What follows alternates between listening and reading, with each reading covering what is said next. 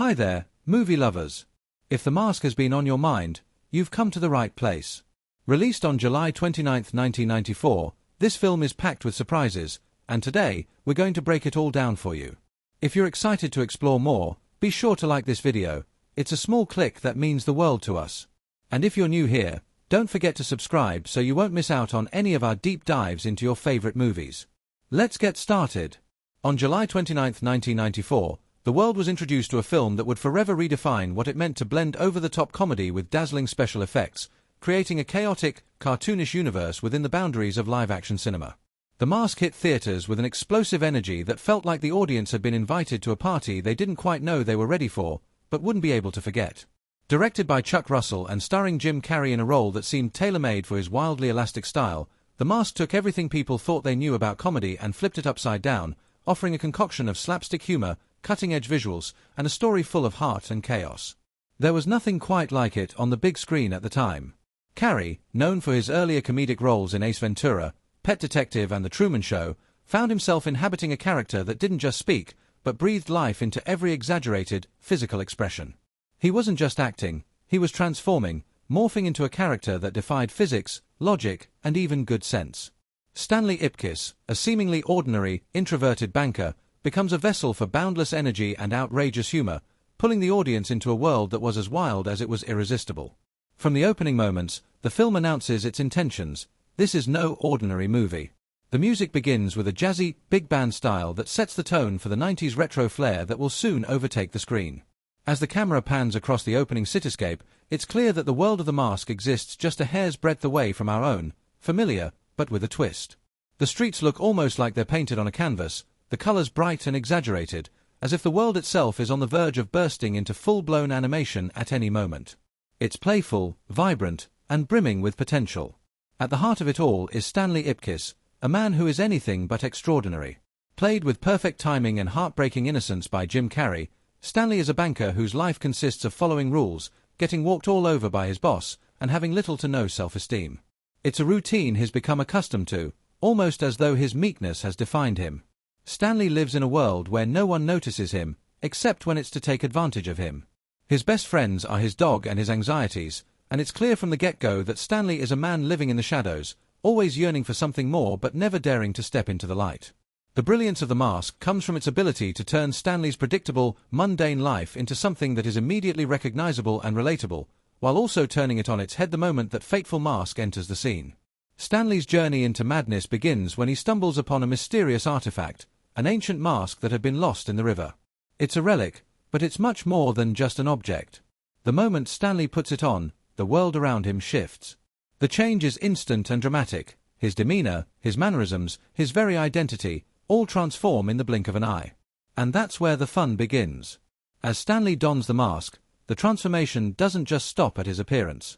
No longer the timid, rule-abiding man, he becomes the Mask, a wild, cartoonish figure that embodies all of his suppressed desires and frustrations. He can leap across buildings, pull out impossible gadgets from thin air, and make every moment seem like it's being drawn by a team of hyperactive animators. He dances, he mocks, he fights with the speed and agility of someone who's transcended the very laws of nature. This is not just a superhero, it's a slapstick cartoon with all the exaggerated chaos of the Looney Tunes, but with the added twist of being in a real world, a world that doesn't know what hit it. As the Mask, Stanley revels in his newfound power, but the film keeps us guessing. Will he simply become a maniacal force for mischief, or will he find a deeper, more personal reason to embrace this new identity? It's not just about the antics, it's about how far Stanley is willing to go to break free from the life that has held him back for so long. The movie builds layers, hiding both moments of tension and revelation under the guise of pure spectacle. Every scene is a build-up to something even more outrageous than the one before, as Stanley tries to balance his newfound freedom with the risks that come with it. Enter Tina Carlisle, a glamorous nightclub singer played by the radiant Cameron Diaz in her first major role. Tina, in contrast to Stanley, exudes confidence and beauty, but she, too, is trapped in a world of danger and deceit. She's caught up in the world of gangsters, led by the ruthless Dorian Tyrell, played by Peter Greene, who is as menacing as he is power-hungry. Her relationship with Tyrell is not one of love but of necessity, and it quickly becomes clear that she sees in Stanley, in his masked persona, an escape, something that represents freedom, a break from the grim life she's been forced into. It's through Tina that the stakes rise, and as Stanley's alter ego becomes more entwined with her fate, the film picks up speed, building toward a series of confrontations that are as thrilling as they are wildly comedic. What's brilliant about The Mask is how it plays with the expectations of a superhero story. It's not just about a man becoming a hero, it's about what happens when the hero has absolutely no filter, no restraint, no regard for the rules. The Mask takes the classic superhero arc and turns it into a farce, but one that's loaded with heart and surprisingly deep moments. Stanley's journey is as much about self-discovery as it is about wreaking havoc on the bad guys. The duality of Stanley's character, a man who is good but has been silenced by life, becomes more poignant as the movie progresses, especially as the stakes rise. As the story moves forward, the line between Stanley and the Mask becomes blurrier, and it's in these moments that the movie's true genius shines. Can Stanley keep the mask on forever, or will he be consumed by its power? Is the real Stanley the timid, fearful man who hides from life, or is he the reckless, carefree force of nature that takes on criminals and outsmarts everyone he encounters? As the climactic moments approach, the tension mounts, but the payoff is what makes The Mask unforgettable. Throughout the film, Jim Carrey's performance is a masterclass in physical comedy. His expressions, his gestures, his timing, every moment is heightened to the point where even the simplest action becomes hilarious. When Stanley first dons the mask and looks at himself in the mirror, the way his face contorts and his eyes widen with disbelief and delight is pure, unfiltered Carrey genius. And yet, it's not just Carrey's antics that make the film memorable, it's the entire universe that surrounds him. The filmmakers create a world that feels both grounded and surreal, a place where reality bends at the edges but never fully breaks. The visual effects, though dated by today's standards, were groundbreaking for the time. The transformation sequences, where Stanley morphs into the mask, are a blend of live action and animation, and they come together in a way that's both humorous and spectacular. The special effects aren't just a gimmick, they're a reflection of the chaos and madness that Stanley brings with him every time he puts on the mask. The animation is a perfect fit for the tone of the film, making it clear that anything is possible within this world. And then, there's the music. The jazzy, upbeat soundtrack punctuates every scene with a rhythm that matches the energy of the characters and the action. It's impossible not to get caught up in the infectious vibe, whether it's the lively nightclub scenes or the outrageous escapades of the mask. The music isn't just a background element, it's an essential part of the film's charm, adding to the feeling that this world is alive, pulsing, and constantly in motion. In the end, The Mask isn't just a movie about a man who puts on a mask and becomes a superhero. It's about the exploration of identity, of the conflict between the parts of us we hide and the parts we let loose. It's about finding the courage to be someone more than what the world expects of you. And, of course, it's about having a hell of a lot of fun while doing it. It's a film that doesn't take itself too seriously but, in doing so, ends up saying something deeper than many other movies in the genre.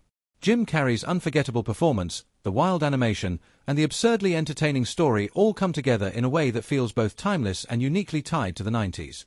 The Mask is a chaotic ride from start to finish, and it's a ride worth taking. Stanley Ipkiss lived a life that, by all appearances, had no right to be remarkable. His days were spent behind the walls of a dull, grey bank in Edge City, a place where the fluorescent lights hummed in endless monotony. It was a world that demanded conformity, precision, and quiet obedience, everything Stanley was meant to embody. And so, he did. He was the first to arrive and the last to leave, always tucked away in his tidy cubicle, surrounded by neat piles of paperwork. The humdrum rhythm of his routine made him invisible, a shadow in a world that seemed too loud, too fast, and far too bright for his gentle demeanor. His colleagues, if they noticed him at all, took him for granted. His boss, Mr. Bankhead, treated him with the dismissive authority of someone who viewed Stanley as little more than a cog in the machine. But this was not the life Stanley had always envisioned for himself. He had been a dreamer once, a man with aspirations that extended far beyond the confines of a pencil-pushing job in a bank. He had ideas, passions, but somewhere along the way, those had been drowned by the weight of responsibility and the quiet desperation of a man who was too afraid to change. At night, Stanley would retreat to his modest apartment, where his only companion was his dog, Milo, and the late-night infomercials that provided a fleeting distraction from his lonely existence. The world outside seemed too loud, too fast, a place where people moved with purpose while Stanley moved at the pace of someone who had long since resigned himself to life's crushing ordinariness. But even in his isolation, Stanley wasn't completely without desire. He had dreams. Longing, even. His heart yearned for someone to notice him, for someone to look past the nerdy glasses, the unkempt hair, the awkward gait. He wanted to matter to someone. And there was one person, one dream that consumed his thoughts, Tina Carlyle, the nightclub singer who glowed with a radiance Stanley could never hope to match. He had seen her perform at the Coco Bongo nightclub a few times, enchanted by her beauty and the way she seemed to command the room. He admired her from afar, watching as she danced with the swagger of someone who knew the world was hers for the taking. But like everything else in Stanley's life, his attraction to Tina was something he kept buried deep inside, tucked away like the fantasy it was. It was a life that could have continued indefinitely, a life of routine, unspoken desires, and timid smiles. But fate, as it often does, had other plans. One rainy night, Stanley's routine was interrupted by an unexpected turn of events. Milo had been acting strange that evening, barking at something near the riverbank as though something were beckoning him. Stanley, ever the dutiful pet owner, decided to investigate. He didn't know it then, but this was the moment that would change everything. As he wandered along the slick streets, following the dog's relentless pull, Stanley found himself at the edge of the river. And there, half submerged in the water, was a mysterious object, a mask unlike any he had ever seen before. Intrigued, Stanley knelt down and retrieved it. The mask was ancient, carved with strange symbols that seemed to pulse with an otherworldly energy. It was both alluring and ominous, an artifact that seemed to whisper to him, urging him to put it on. For a brief moment, he hesitated. The sensible part of him, the part that had kept him tethered to his humdrum life, wanted to walk away, to leave the strange mask where it lay. But something else, a flicker of curiosity, won out. He slipped the mask over his face. In that instant, everything changed. The transformation was so sudden, so dramatic, that it was almost impossible to believe. Stanley's meek, ordinary features stretched and contorted, his eyes widened in shock as his body seemed to crackle with energy. His clothes transformed, his posture straightened, and a wild grin spread across his face. The quiet, reserved Stanley Ipkiss was gone, replaced by something else. The figure in the mirror was larger than life, a chaotic amalgamation of every desire, every whim, every unchecked impulse Stanley had suppressed for years.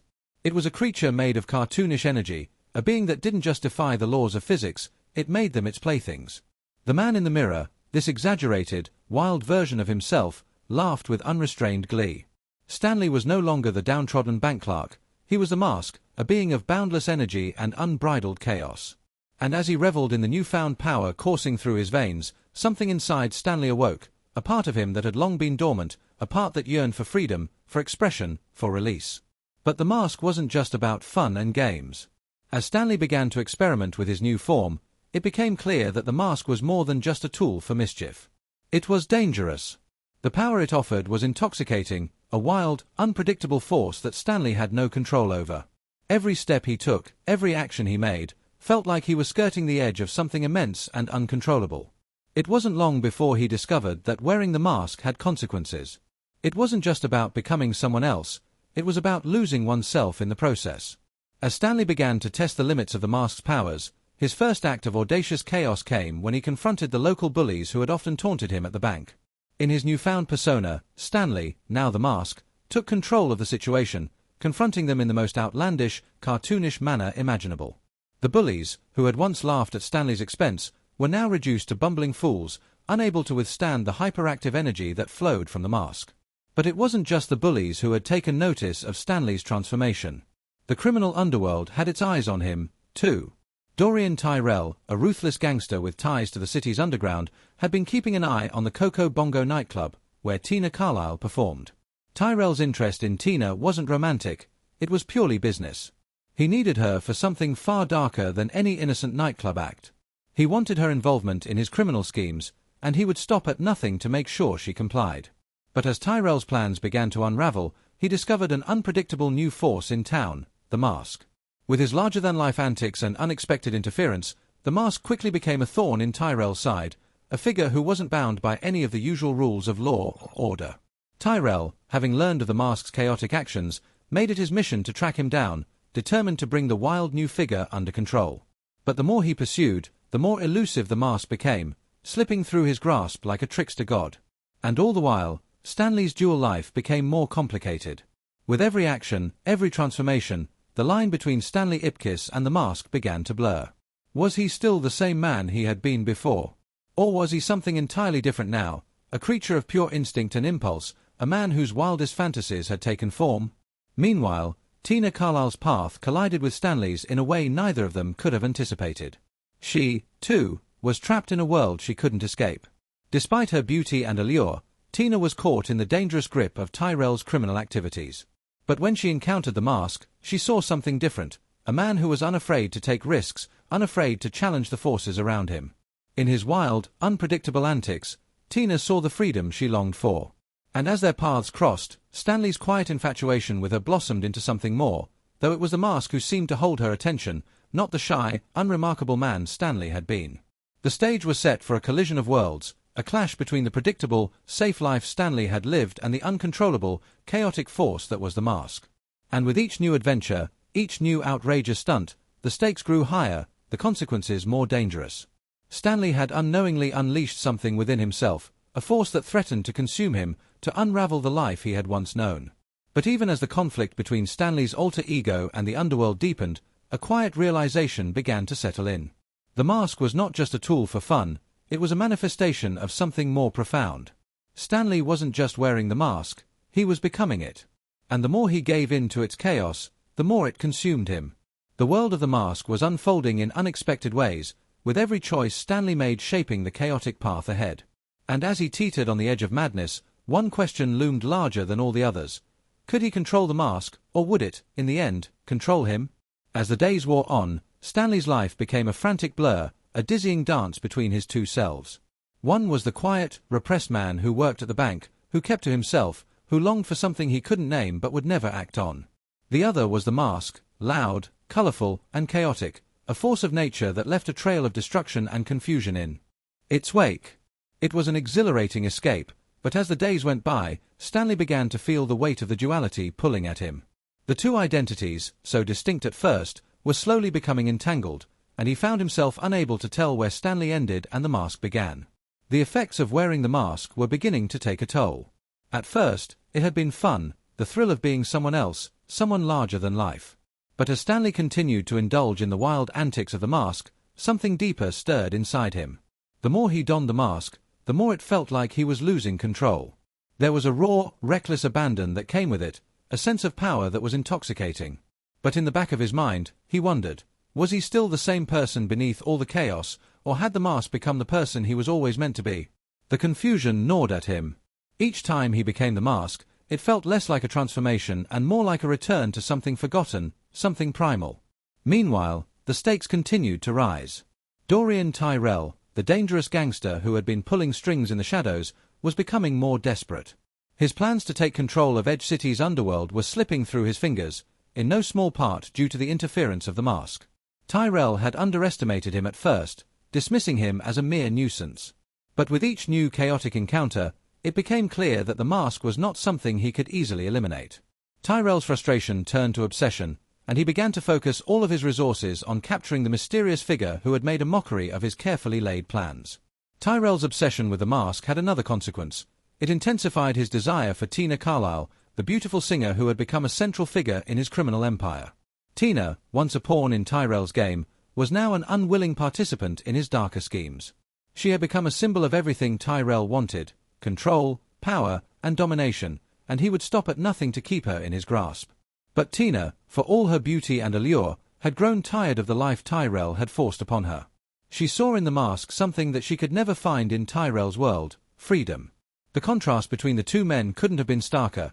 Where Tyrell was cold, calculating, and ruthless, the mask was wild, unpredictable, and, most importantly, alive. The more she saw of the mask, the more she realized she was drawn to him, not just for the chaos he brought, but for the sense of liberation he represented. But Stanley wasn't the mask all the time.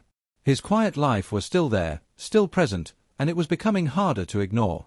The tension between the man he had been and the man he was becoming reached a boiling point one fateful evening.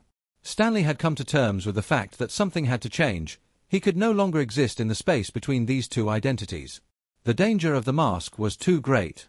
The sense of loss, the erosion of the man he once was, had begun to haunt him. And yet, in the face of that realization, Stanley found himself unable to fully let go of the mask. It was a part of him now. A big, loud, colorful part of him that he could neither escape nor fully embrace. One night, in a moment of confusion and desperation, Stanley put the mask on again. But this time, something was different. The transformation was not as seamless as before. The usual surge of energy that came with the mask felt off, as though it had become something darker, more uncontrollable. As the mask settled onto his face, he felt himself losing ground, slipping into a persona he didn't fully understand. He didn't know whether it was Stanley or the mask that had taken over, but what he did know was that he had lost control of both. He had become an echo of the person he used to be, a distorted reflection of himself. In that moment of turmoil, Stanley's mind raced back to Tina. He had always admired her from afar, a silent observer of her beauty and strength. But now, in the heat of his transformation, he realized something that had eluded him for so long. Tina was not the solution to his problems. She was not a prize to be won or a symbol of his escape. She was a person, just like him, struggling to break free from the constraints of her own life. And if Stanley was ever going to find peace, he would need to stop looking to the mask, or anyone else, to provide it. The confrontation came swiftly. Tyrell, now fully aware of the threat the mask posed to his empire, had cornered Tina and was prepared to make his final move. His men surrounded the nightclub, and Tina found herself trapped, the noose of Tyrell's influence tightening around her. It was then, in the thick of the chaos, that Stanley made a choice to confront not only the criminal forces after Tina but the chaotic force inside him that had been growing out of control. Stanley knew this would be the moment of reckoning. If he could not find a way to balance the man he was with the chaotic energy of the mask, everything would be lost. He would lose Tina. He would lose himself.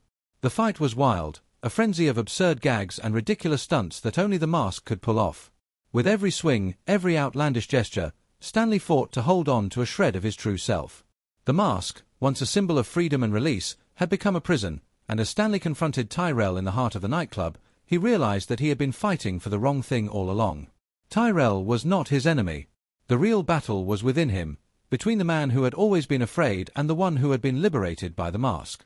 It was a pivotal moment when the realization struck: Stanley didn't need the mask to be free. What he needed was to free himself from the need for validation, from the need to be someone else. He wasn't the timid man from the bank, nor was he the chaotic force of the mask. He was Stanley Ipkiss, flawed, vulnerable, and human. And that, he realized, was enough. With this epiphany, Stanley turned the tide. He faced Tyrell, not as the mask, but as the man he was meant to be. And in doing so, he defeated Tyrell not with wild antics or cartoonish antics but with something far stronger, the simple power of self-acceptance. In the aftermath of the battle, as the dust settled and Tyrell was apprehended by the authorities, Stanley stood in the ruins of the nightclub, his heart pounding in his chest. Tina, who had witnessed it all, walked toward him. The mask lay discarded on the ground, forgotten in the wake of the real hero standing before her. You're not him," she said softly, her voice full of disbelief and awe. "You're not the mask." Stanley smiled, a slow, genuine smile. "No," he replied. "I'm just me. And maybe that's enough." Tina looked at him with new understanding, seeing for the first time the man behind the mask. No longer was he the bumbling, self-doubting figure from the bank. He was Stanley Ipkiss, someone who had embraced his imperfections and found strength in his vulnerabilities. As the scene drew to a close, Stanley and Tina walked out of the nightclub together, not as hero and damsel but as two people who had learned the most important lesson of all: true freedom comes not from escaping who you are, but from embracing it. The world, for once, seemed a little less chaotic. And as they disappeared into the streets of Edge City, the lingering echo of the mask remained, a reminder that the wildest of fantasies could never replace the simple beauty of being yourself. Stanley Ipkiss was a man of contradictions, a quiet soul whose life had become an exercise in restraint, an ongoing negotiation between his desires and the reality he faced every day. On the surface, Stanley was ordinary to the point of being invisible. He lived a life of repetition, working as a clerk at the Edge City Bank, sitting at his desk like a cog in a machine, submitting to the humdrum rhythm of bureaucracy. But beneath that exterior was a man who, despite his best efforts to suppress it, longed for more. Stanley's day-to-day existence was a study in the art of self-denial. He kept his thoughts to himself, rarely spoke out of turn, and always smiled through his discomfort. He wore the uniform of a dutiful employee with a politeness that bordered on martyrdom. His meekness was palpable, and it allowed others to walk over him without question. At work, his supervisor, Mr. Bankhead, treated him like a part of the furniture, useful, functional, but utterly forgettable. Stanley was the perfect employee, predictable, reliable, and invisible. Yet, in private, Stanley's mind was a different landscape. He harbored a quiet yearning, a frustration that had grown over the years. He was not a person consumed by ambition or craving wealth, but rather by the desire to matter. He was haunted by the feeling that he had been left behind in life, watching the world move forward while he stood still. That yearning, that invisible ache, extended to his obsession with Tina Carlyle, the nightclub singer who embodied everything Stanley wasn't. Tina was everything Stanley wanted to be: confident, alluring, and bold. She glided through life with a sense of purpose and glamour that Stanley could only dream of. His admiration for her was not rooted in lust but in the freedom she seemed to radiate. Stanley's emotional landscape was dominated by these internal contradictions. He had dreams and desires but lacked the courage to act on them. He was afraid of rejection, of failure, of not living up to the standards he had set for himself and the expectations others had of him. In this sense, he was a prisoner of his own limitations, bound by a self-imposed cage that he didn't know how to escape. But the arrival of the mask changed everything. When Stanley first put on the mask, something inside him snapped. He transformed, literally and metaphorically, into someone else entirely. The mask liberated him from the constraints of his own timidity, allowing him to express the chaotic energy he had kept bottled up for so long. It was as if the mask unlocked a primal force inside him, a wild, untamed version of himself that reveled in cartoonish antics and absurdity. In many ways, the mask was the person Stanley had always wanted to be. Free, untethered, a whirlwind of unfiltered joy and mayhem. The transformation was both exhilarating and terrifying. For the first time, Stanley felt alive in a way he had never felt before. His every movement, his every word, was exaggerated, a performance where reality bent and stretched to his will. The thrill of this new identity gave him a sense of power he had never known, a sense of control over his environment that was intoxicating. But the freedom that came with the mask was a double-edged sword. While it allowed Stanley to escape his own inhibitions, it also began to erode the very qualities that made him human. In the chaos of the mask, he lost his sense of self, slipping further away from the man he used to be. His need for validation, his hunger for attention, became all-consuming. The more he wore the mask, the more he struggled to reconcile the two sides of himself, the timid Stanley and the chaotic mask. Jim Carrey's performance as Stanley and the Mask was a masterclass in duality. He brought an infectious energy to the role, capturing both the vulnerability of Stanley and the over-the-top madness of the Mask. With his exaggerated expressions, slapstick humor, and physical comedy, Carrey infused the Mask with a frenetic energy that was simultaneously ridiculous and captivating. He balanced the two personas with remarkable skill, making the transition from the meek bank clerk to the manic, wild persona of the Mask seamless. The joy Carrey radiated as the Mask was undeniable, and yet, there was a layer of sadness underneath that performance, a recognition that the Mask was not a solution to Stanley's problems but a temporary escape that ultimately served to complicate his life. Tina Carlyle, played by Cameron Diaz, was the other central figure in Stanley's life. Tina was, at first glance, the epitome of a femme fatale, a nightclub singer with a sultry voice, a seductive smile, and a dangerous connection to the criminal underworld. She seemed to embody everything Stanley admired and everything he felt he lacked: confidence, beauty, and freedom. But as the story unfolded, Tina revealed herself to be far more than just a glamorous object of desire. She was, in her own way, trapped by her circumstances, caught between her connection to the criminal world and her desire to escape it. She was forced into a life she didn't want, under the thumb of Dorian Tyrell, a ruthless gangster who sought to control her. Despite her outward confidence, Tina was desperate to break free, to find a way out of the life that had been thrust upon her. Tina's connection to Stanley was complex. At first, she was drawn to the Mask because he represented something she yearned for: freedom, excitement, and spontaneity. But as she got to know Stanley, she began to see that the true essence of the man was not in his wild alter ego but in the quiet strength he demonstrated when he stood up to the forces around him. Cameron Diaz brought warmth and depth to Tina, capturing her vulnerability beneath the layers of glamour. She was more than just the object of Stanley's affection. She was a character with her own desires, fears, and struggles. Her eventual attraction to Stanley, not as the Mask but as the real man behind the chaos, was a powerful moment of emotional growth for both characters. Tina's realization that Stanley was worth more than his outward appearance, that he was worthy of love not because of the mask he wore but because of who he truly was a quiet but crucial part of the film's thematic arc. Dorian Tyrell, played by Peter Riegert, was a villain with a presence as menacing as it was restrained. Tyrell was a man of calculated ambition, driven by a desire for power and control. He didn't need to be flamboyant or over the top. His strength came from his ability to manipulate those around him, to exert his influence over people like Tina and the city's criminal underworld. Riegert's portrayal of Tyrell was understated yet intense, a villain whose danger lay in his cold, methodical approach to crime. Tyrell's pursuit of the mask was not just about defeating a rival, it was about asserting his dominance in a world where chaos threatened his carefully constructed empire. In Tyrell, Stanley found not just an antagonist but a reflection of everything he feared: control, manipulation, and the loss of agency. Tyrell's eventual downfall was not just a victory over a criminal mastermind but also a symbolic triumph for Stanley over the darker forces within himself. The supporting characters in the film added important layers to the narrative. Milo, Stanley's dog, was more than just a pet. He was a loyal companion who provided both comic relief and emotional grounding for Stanley. His presence in Stanley's life was a reminder of the small, genuine joys that could still be found in the ordinary. The bank employees, with their casual dismissiveness towards Stanley, acted as foils to his transformation. They were the face of the society Stanley had grown disillusioned with, a reminder of the life he had tried to escape. And of course, the eccentric cast of characters that populated the world of the mask, from the police officers to the nightclub patrons, helped to amplify the chaotic energy that Stanley was immersed in once he donned his alter ego. As the film reached its conclusion, Stanley's journey came full circle. He had learned that the power of the mask was not in its wild antics or its ability to turn him into someone else, but in his ability to confront the fear that had kept him hidden for so long. The transformation wasn't about becoming the mask, it was about realizing that Stanley, as he was enough. His growth throughout the film was both internal and external, as he learned to accept himself, flaws and all, and to embrace the quiet strength that came from being true to who he really was.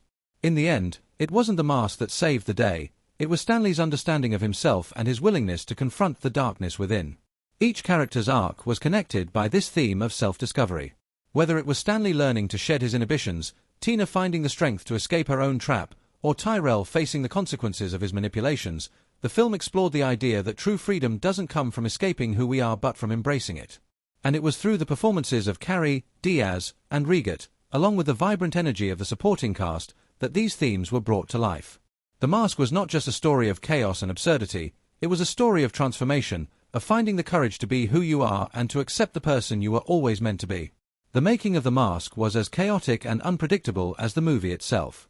Behind the zany antics and the vibrant, larger-than-life characters, there were countless challenges and decisions that shaped the final product. The film, released in 1994, became a landmark moment in cinematic history, not just for its groundbreaking visual effects and unforgettable performances, but for the unique combination of elements that made it stand out. The story of the film's production began long before Jim Carrey put on the mask or the special effects teams began crafting the surreal visuals that would become synonymous with the movie. The Mask was originally based on a dark, adult-themed comic book series by John Arcudi and Doug Mahnke, first published by Dark Horse Comics in 1982. The comic was vastly different from what audiences would come to see in the film, more violent and edgier, with a tone that bordered on horror. The character of Stanley Ipkiss, a mild-mannered bank clerk who finds a supernatural mask that turns him into a chaotic, cartoonish figure, was very much a product of its time, embodying the popular anti-hero aesthetic of the 1980s. However, when the project was adapted for the big screen, the producers made a conscious decision to lighten the tone and turn it into a family-friendly comedy, a decision that would ultimately define the film's unique charm. The transformation from comic book to film came with some significant challenges. The filmmakers needed to find a balance between the dark, violent tone of the source material and the more whimsical, slapstick nature of the film. To make this work, they enlisted a dream team of writers, including Mike Werb and Michael Colleary, who crafted a script that combined elements of action, comedy, and romance, creating a tone that was as unpredictable as the character of the Mask himself. The blending of these genres was no easy task. It required a delicate balance between humor and spectacle, and it was essential that the film maintained a sense of absurdity without ever tipping over into chaos. Casting was another area where the film's success hinged on the perfect combination of talent and timing.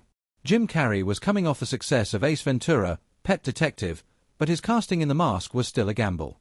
While Carrey was known for his wild, physical comedy, no one knew for certain if his unique brand of humor would translate into the world of The Mask. As it turned out, Carrey's performance was nothing short of revelatory. His ability to switch between the shy, meek Stanley and the manic, cartoonish Mask was a key element in bringing the character to life.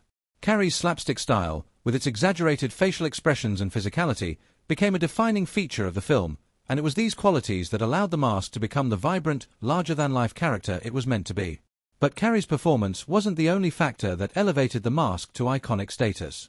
The film's groundbreaking use of special effects played a pivotal role in creating the surreal, animated world that allowed the character of the mask to exist. The visual effects team, led by the legendary Industrial Light and Magic (ILM), used a mix of traditional animation and cutting-edge CGI to create the cartoonish effects that were a hallmark of the film. One of the most memorable sequences, where Carrey's face stretches and contorts like a rubber puppet, was made possible through a combination of practical makeup and digital manipulation. At the time, the use of CGI in live-action films was still in its infancy, and the mask pushed the boundaries of what was possible with visual effects. The technology had never been used in such an expressive, exaggerated way, and the result was a visually stunning movie that seemed to leap off the screen in ways no one had seen before. The process of designing the mask itself was a labor of love. The mask was created by a team of artists, with Stan Winston, a visual effects legend, contributing to its design. The mask's unique look, bright yellow, with exaggerated features and a permanent, gleeful grin, was crafted to evoke the cartoonish nature of its wearer. It had to reflect the wild, chaotic nature of the mask but also serve as an object of transformation, a gateway from Stanley's mundane life to the manic chaos of his alter ego. The team experimented with various versions of the mask before settling on the iconic look that became synonymous with the film. The design itself was inspired by classic cartoon characters, drawing from the vibrant colors and exaggerated features of animated figures like Bugs Bunny and Mickey Mouse. The mask's exaggerated proportions, including its enormous eyes and impossibly wide grin, made it an object of both humor and horror, a visual representation of the madness it unleashed in its wearer. But creating the mask wasn't just about making it look good on screen. The logistics of the mask's practical use were another challenge entirely. Carrey had to wear a heavy prosthetic mask during much of the film, which required hours of makeup application and adjustments. The process was grueling, and Carrey later revealed that wearing the mask often made him feel claustrophobic, limiting his ability to express himself fully. Despite the discomfort, Carrey's commitment to the role was unwavering. In fact, he famously spent up to 6 hours each day getting into makeup to become the mask, a process that pushed his physical comedy to the limits. His ability to move and contort his face while wearing the heavy prosthetics was a testament to his incredible physicality and dedication to the role. Despite these challenges, the film's technical achievements were not limited to the visual effects and makeup. The film's use of color and lighting also played an important role in shaping its distinctive look. Edge City, where much of the movie takes place, was designed to be a vibrant, almost dreamlike place where the boundaries between reality and fantasy seemed to blur. The filmmakers used bold, primary colors in the sets, costumes, and lighting to create a world that felt exaggerated and larger than life, one that matched the film's tone and style. The city itself almost seemed like an extension of the mask, bright, unpredictable, and full of energy. This stylized, almost surreal look helped to make the film feel like a living cartoon, where the laws of physics and reality could be bent at will. Another interesting aspect of the film's production was the soundtrack. Music played a crucial role in setting the tone for the mask, and the filmmakers worked hard to ensure that the music matched the film's quirky energy. The score, composed by Randy Edelman, was an eclectic mix of orchestral and jazzy elements, perfectly capturing the whimsical and chaotic nature of the film. But it was the inclusion of pop and rock songs, such as the energetic Cuban Pete performed by Carrey himself, that helped solidify the mask's place in pop culture. The music was not just a backdrop to the action but an integral part of the storytelling, reflecting the characters' emotional states and the zany, unpredictable world they inhabited. As the mask took shape, the filmmakers also paid attention to the subtleties of the film's humor, ensuring that the slapstick comedy was infused with sharp wit. Many of the jokes in the movie were influenced by classic cartoons, particularly those from Warner Brothers and Tex Avery. The film's sense of humor was fast-paced and filled with visual gags, but it also had a layer of sophistication that appealed to both kids and adults. One of the most famous moments, in which the mask uses a cartoon mallet to knock out an enemy, was a direct homage to the over-the-top slapstick comedy of animated shorts. These moments of absurdity, paired with Carrey's energetic delivery, were what set the film apart from other comedies of the time. It's also worth noting the incredible chemistry between Jim Carrey and Cameron Diaz. Diaz, in her breakout role as Tina Carlyle, brought a mix of charm and vulnerability to the character. While Tina was initially drawn to the mask for the freedom and excitement he represented, it was Stanley's quiet, genuine nature that ultimately won her over. Diaz's performance was more than just eye candy. She imbued Tina with depth and complexity, making her more than just a love interest. The chemistry between Carrey and Diaz was palpable, and their romantic arc became a key emotional element of the film. The film's success was not just a result of its technical achievements or star performances, but also the result of a creative vision that pushed boundaries in ways that were unprecedented for a comedy. From its groundbreaking use of visual effects to its vibrant, larger-than-life world, The Mask was a film that didn't just follow trends, it set them. The film's success at the box office and with critics was a testament to the fact that audiences were ready for something fresh, something that combined cartoonish antics with heart and humor. The film's influence can still be seen today in modern superhero films, animated features, and even the way we approach blending live action with animation. Looking back at the making of The Mask, it's clear that the film's greatest strength lay in its willingness to take risks and explore new territory. It blended different genres, defied expectations, and created a world where anything was possible. The secrets of the set, from the creative decisions to the technical innovations, were all part of the process that brought The Mask to life, a film that continues to be celebrated for its boldness, its humor, and its unforgettable moments. The Mask is a film that, on the surface, seems to be an over-the-top, colorful romp of comedy and chaos. Yet beneath its slapstick humor and cartoonish antics, there are moments that resonate deeply with audiences, exploring themes of identity, freedom, self-worth, and transformation. These key moments in the film are not just funny set pieces, they are carefully crafted emotional and thematic milestones that shape the narrative, adding depth and meaning to Stanley Ipkiss's journey. One of the most significant moments comes early in the film, when Stanley, after finding the mask, first transforms into the manic, cartoonish Mask. As Stanley puts on the mask, his body shakes and contorts with an energy that is equal parts bizarre and exhilarating. For the first time in the film, Stanley steps into a version of himself that has been repressed for so long. This transformation is not just physical, it is emotional and psychological. The mask becomes a metaphor for the untapped potential within Stanley, a part of him that had been hidden by years of self-doubt and societal expectations. In this moment, the mask offers him freedom, but it also exposes something darker, the allure of becoming someone entirely different, of shedding the skin of a quiet, meek man and embracing the outrageous, extroverted persona of the mask. This theme of transformation is crucial to the emotional arc of the film. Stanley's entire life is defined by his timid nature, by his willingness to live within the boundaries of what is expected of him. At work, he is a docile employee who goes unnoticed. In his personal life, he is constantly overshadowed by people like Tina, the glamorous nightclub singer he admires from afar. The moment he dons the mask, he is no longer Stanley Ipkiss the bank clerk. He is someone else entirely, a loud, boisterous, larger-than-life character who can make the world bend to his will. This liberation is intoxicating, and it speaks to a universal desire many people have to escape their own limitations and become something they feel they are not allowed to be. Yet this moment is also a turning point that begins to explore the cost of transformation. As the mask takes over, Stanley begins to lose touch with the quiet, self-effacing part of himself that made him, well, human. The mask brings with it a sense of power and freedom, but it also reveals the danger of embracing an identity that is not your own. While the mask brings Stanley joy and confidence, it also leads him down a path of self-destruction. It becomes clear that the wild antics and exaggerated bravado of the mask aren't just a harmless escape, they are a crutch that prevents Stanley from facing his true self. The pivotal moment here is not the transformation into the mask, but the realization that the more Stanley embraces the mask, the more he begins to lose the person he was trying to protect, the real Stanley Ipkiss. This conflict, between who Stanley wants to be and who he really is at the heart of the film's emotional journey. The next significant moment in the film takes place during the sequence in which the mask, as Stanley's alter ego, disrupts the nightclub where Tina performs. This is where the mask's power fully manifests, and the chaotic energy that the mask brings into the world is on full display. The mask doesn't just create havoc for the sake of fun, his actions expose the underlying tension and contradictions in the world around him. He becomes a mirror for the people he interacts with, showing them their hidden desires, fears, and weaknesses. His wild behavior, which would be reckless in any other context, becomes a form of truth-telling. The nightclub scene, where the mask takes control of the dance floor and performs the famous Cuban Pete number, is a perfect example of this. The scene isn't just about spectacle, it's a representation of the absurdity that comes with trying to suppress parts of yourself.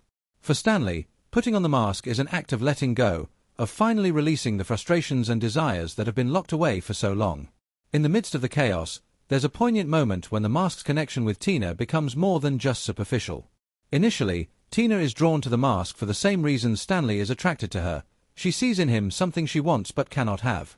Tina's life is ruled by Dorian Tyrell, a ruthless gangster, and she's been trapped in a gilded cage. In contrast, the mask represents freedom, fun, and a kind of joy that Tina has been missing.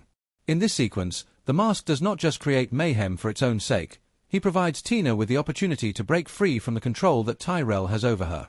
It's a moment where both characters, in their own ways, experience a release from the burdens that have been placed upon them by society and circumstance. But just as the mask becomes a liberating force, it also becomes an agent of chaos, making it difficult for both Stanley and Tina to discern the difference between their true selves and the identities they have created. The complexity of this dynamic is further explored in the following moments when Stanley begins to realize that the mask is no longer a simple tool for escape but a symbol of everything he's been avoiding. The emotional weight of the film begins to settle in during the moment when Stanley, torn between his alter ego and his true self, finally decides to confront Dorian Tyrell. This confrontation is the culmination of Stanley's transformation. Throughout the film, Tyrell represents the power and control that Stanley has always felt powerless against. Tyrell is not just a villain in the traditional sense, he is a reflection of everything Stanley has feared about the world, the ruthlessness, the manipulation, and the unchecked ambition. When Stanley finally takes the mask off and confronts Tyrell as his real self, it's a moment of clarity. He no longer needs the mask to be powerful, the power was always within him. The emotional resolution here is profound because it shows that the true victory isn't in becoming someone else but in embracing who you are. The mask, as an object, was a crutch that allowed Stanley to act out his fantasies, but it was never the source of his strength. That strength was always part of him. In the final moments, as Stanley stands up to Tyrell without the mask, the film makes a powerful statement. True courage comes from within, from being able to face life as it is, without the need for transformation or escape. The themes of identity and transformation are also explored through the character of Tina Carlyle, whose own journey mirrors Stanley's in some ways. Initially, Tina is trapped in a world of superficiality, bound to Tyrell by a combination of fear and desire. But just as Stanley learns that the mask is not the answer to his problems, Tina too comes to realize that she does not need to rely on the mask or anyone else to find her freedom. The quiet resolution of Tina's arc, when she decides to leave Tyrell and choose a path of her own, underscores the idea that true liberation comes not from external forces, but from the courage to take control of one's own destiny. Her evolution from a damsel in distress to a woman who takes her future into her own hands serves as a counterpoint to Stanley's own journey of self-discovery. The film's ultimate climax, in which Stanley defeats Tyrell and embraces his own humanity, resonates because it speaks to something universal, the need for self-acceptance. Through all the wild antics and visual gags, The Mask is a story about understanding and accepting oneself. Stanley's growth throughout the film is not in his ability to transform into the mask, but in his realization that he does not need to escape who he is. The mask symbolizes all the things Stanley is afraid to confront about himself, the wildness, the unpredictability, the flaws, but it also offers him a chance to express those parts of himself in a way that he never could before. The emotional core of the film is not just about the antics or the romance, but about learning that self-acceptance is the key to personal growth. The moments of transformation, chaos, and conflict in The Mask are not merely for spectacle's sake, they serve as pivotal emotional and thematic turning points. Each moment, from Stanley's first donning of the mask to his final confrontation with Tyrell, deepens the narrative and reinforces the film's central message, that real power comes from embracing who you are, flaws and all. The Mask ultimately leaves viewers with a feeling of catharsis, knowing that Stanley's journey is one of not just external transformation, but of internal growth, a journey toward finding the courage to be his authentic self. From the very first frame of The Mask, it's clear that the film isn't like anything audiences had seen before. It isn't just Jim Carrey's larger-than-life performance or the outrageous antics that drive the plot. It's the meticulous, innovative craftsmanship behind every frame, every sound, and every special effect that brings the film's wild, surreal world to life. At its core, The Mask was a film that pushed the boundaries of filmmaking in the 1990s, blending cutting-edge technology, traditional cinematography, and an eclectic mix of visual styles to create an unforgettable cinematic experience.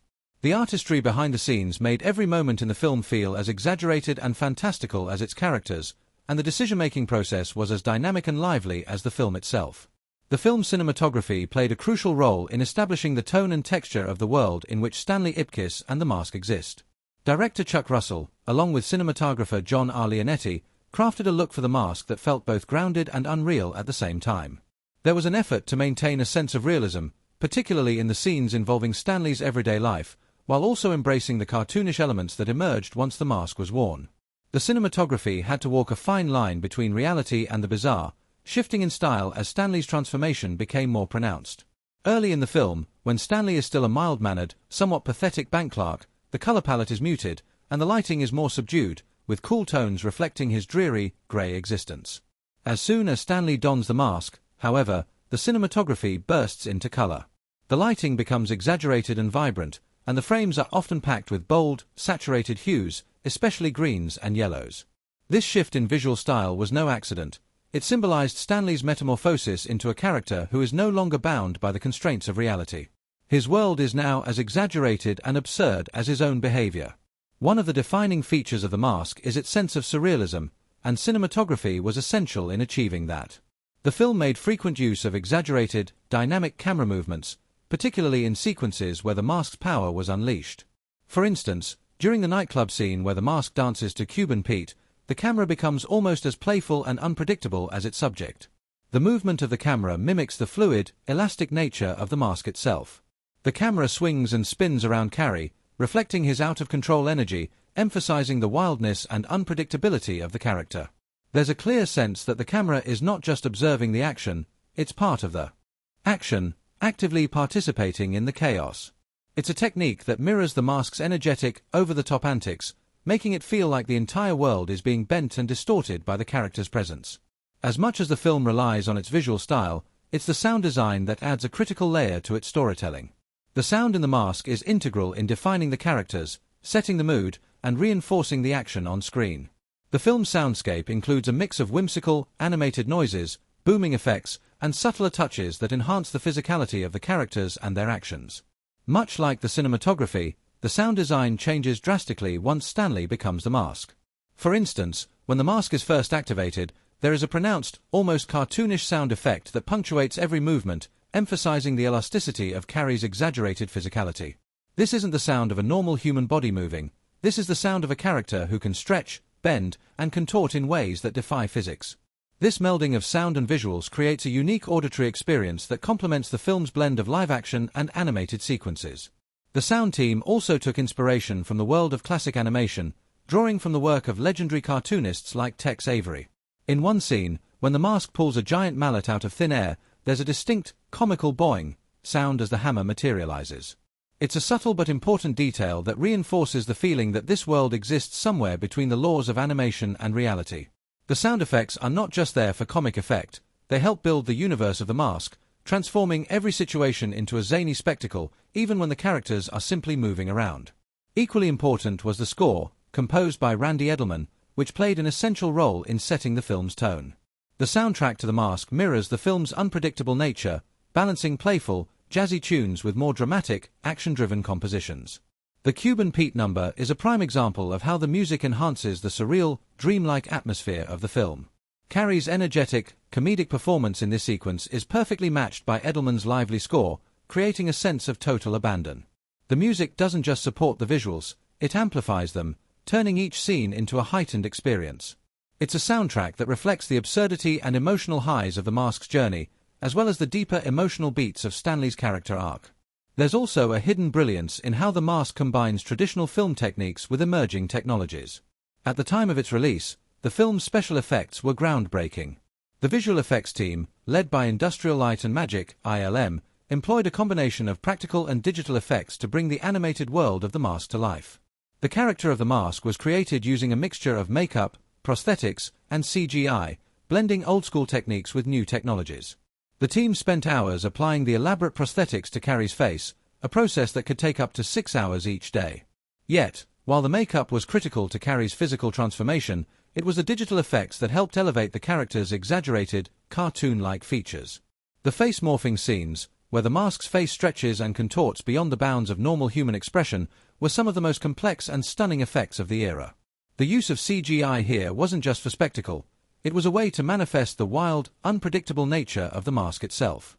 The digital effects allowed Carrey's physical comedy to be amplified to new extremes, blending live-action performance with animated exaggeration in a way that had never been done before. Perhaps one of the most fascinating aspects of the film's effects work is how the filmmakers achieved the rubbery, elastic movements that became so iconic to the mask's physicality. Jim Carrey, known for his unparalleled gift for physical comedy, was able to push the boundaries of his own body, contorting his face and body into impossible shapes.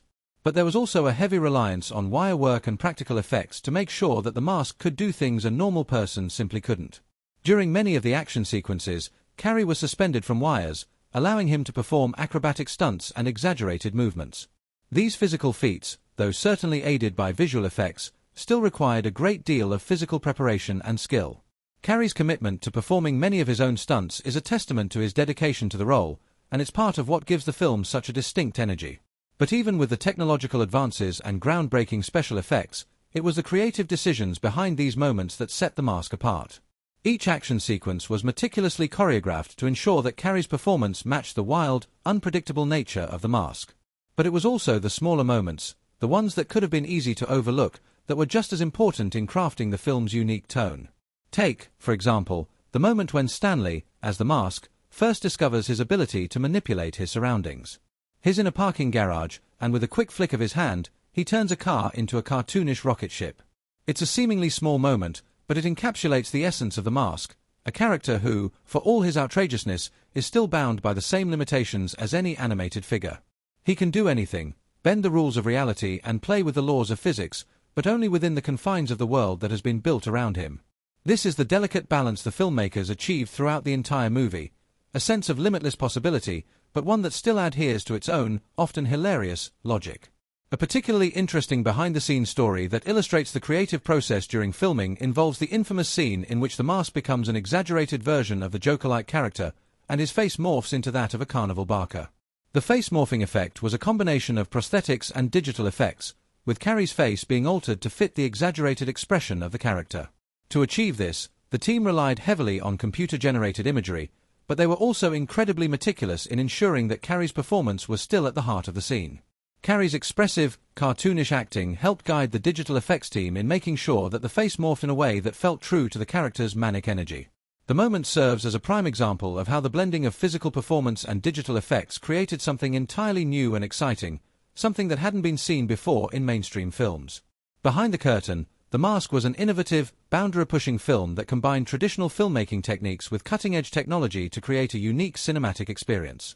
From its use of color, lighting, and camera work to its groundbreaking effects and masterful sound design, every technical decision was made with one goal in mind: to bring Stanley Ipkiss's transformation into the Mask to life in the most outrageous, visually stunning way possible.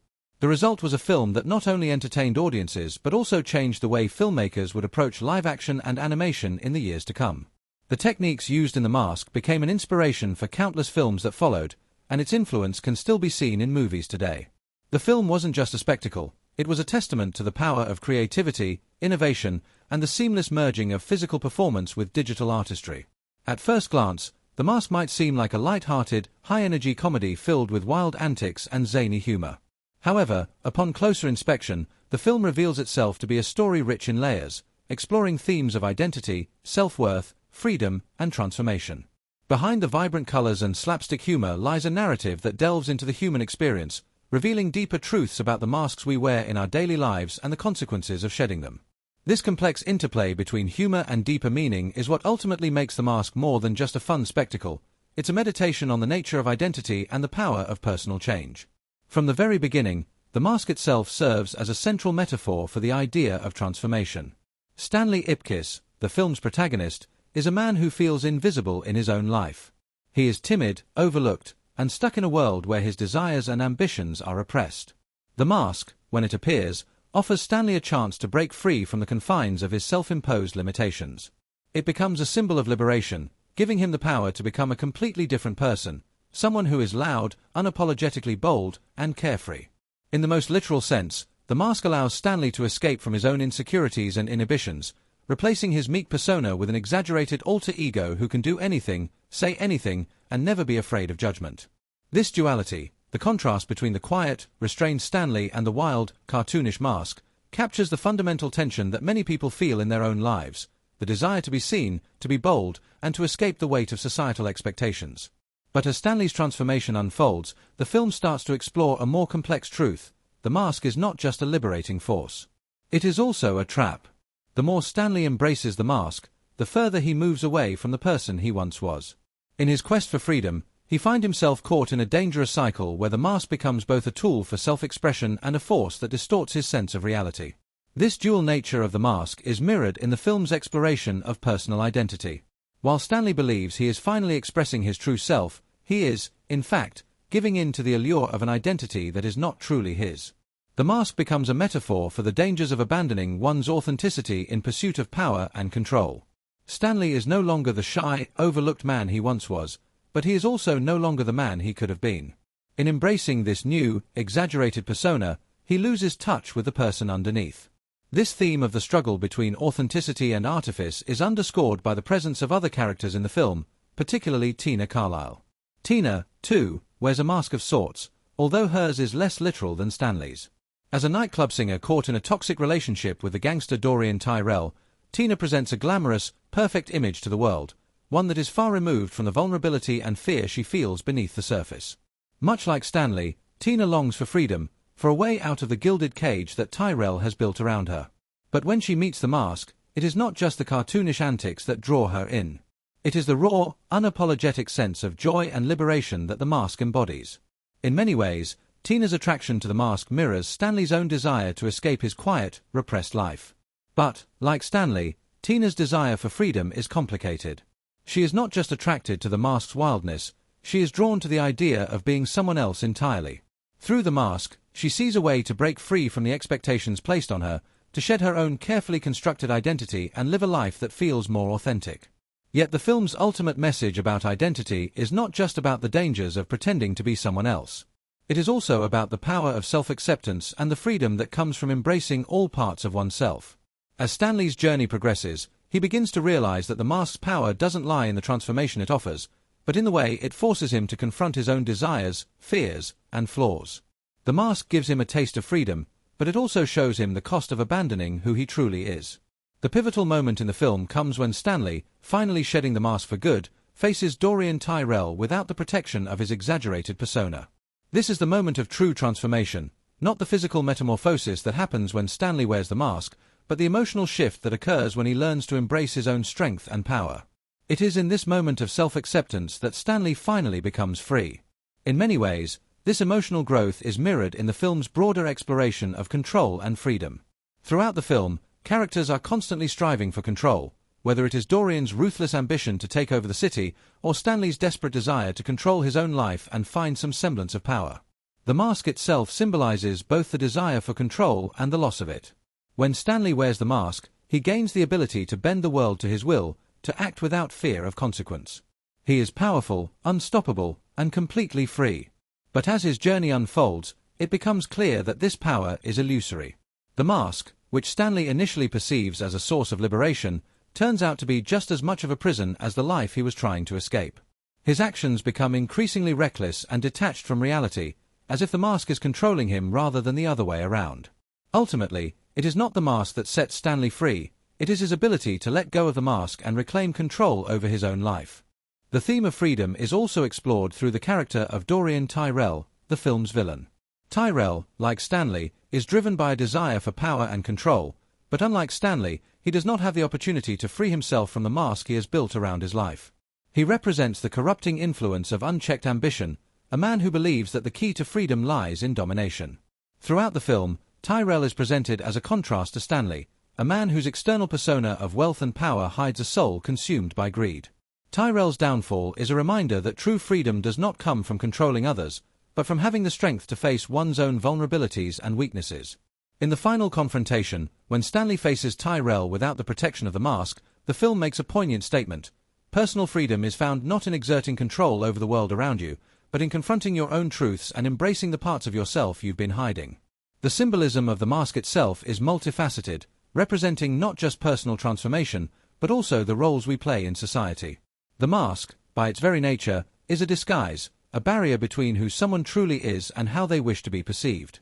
It represents the many ways in which we shape our identities to fit the expectations of others, whether in our work, our relationships, or even our own self-image. For Stanley, the mask is an escape from the constraints of a world that expects him to be meek, to follow the rules, and to remain unnoticed. It offers him a chance to step outside of that mold and embrace an identity that feels more authentic to his inner desires. But as the film shows, this is a dangerous game to play. The more Stanley wears the mask, the more he loses touch with the real Stanley underneath. The mask is both a release and a trap, allowing him to escape from the constraints of his life while also preventing him from facing the deeper truths about himself. In the end, the mask is not just a literal object, it is a symbol of the roles we play in life, the identities we construct, and the dangers of losing ourselves in those personas. The themes of identity, freedom, and self-acceptance that run through The Mask resonate with universal truths about the human experience.